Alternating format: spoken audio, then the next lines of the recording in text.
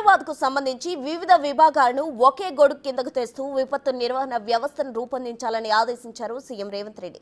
ఇందుకు outer ring road లోపలి ప్రాంతాన్ని యూనిట్గా తీసుకోవాలని తెలిపారు. వర్షాకాలంలో మాత్రమే కాకుండా 365 రోజులు పనిచేసేలా వ్యవస్థ రూపొందించాలని తెలిపారు. ఒక్కో విభాగం నుంచి ఒక్కో అధికారి బాధ్యత వహించేలా వ్యవస్థ ఉండాలని సీఎం స్పష్టం చేశారు. జూన్ 4లోగా పూర్తి ప్రణాళిక సిద్ధం చేయాలని తెలిపారు.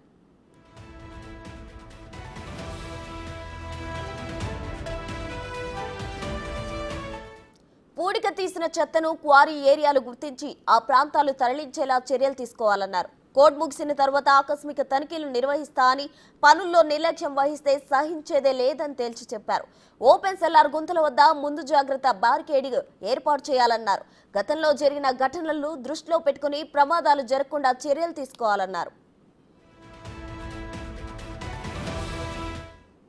వరద తీవ్రత ఎక్కువగా ఉన్న ప్రాంతాల్లో శాశ్వత పరిష్కారం కోసం ప్రణాళికలు సిద్ధం చేయాలన్నారు. కంటోన్మెంట్ ఏరియాలో నాలాల సమస్యలు తలెత్తకుండా యుద్ధ ప్రాతిపదికన పనులు చేపట్టాలన్నారు.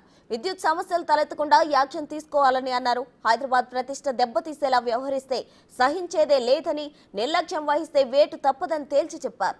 పనిచేసే వారిని ప్రోత్సహించి వారికి ఉన్నత స్థానం కల్పిస్తామని చెప్పారు సీఎం రేవంత్.